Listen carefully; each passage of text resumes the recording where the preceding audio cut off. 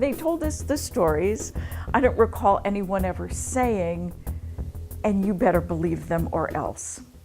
I mean, I think we all recognized that they were stories and that those stories could help us discern values that would make us into better people, but nobody was asking us to believe them.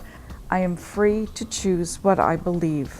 I chose that because the day before I was invited to talk about one of the core values, I had had the opportunity to visit a mega church in Texas.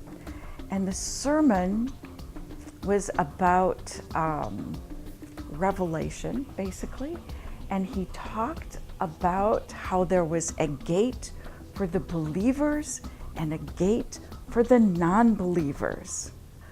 You know, what about a gate for those of us who would say, I would have been happy to believe, but it just didn't make any sense to me. I'm really sorry. It seemed also quite unfair that one would be judged differently and harshly because one was basically using the mind that, let's say, one's God-given mind, you know, in this context. Okay.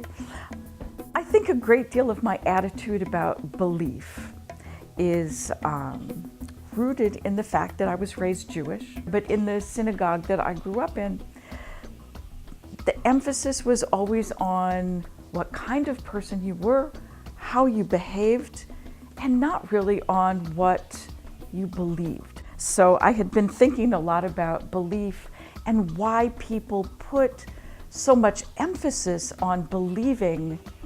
Why is it so important? Why do you get special treatment? Why do so many of the world's religions put so much emphasis on what you believe?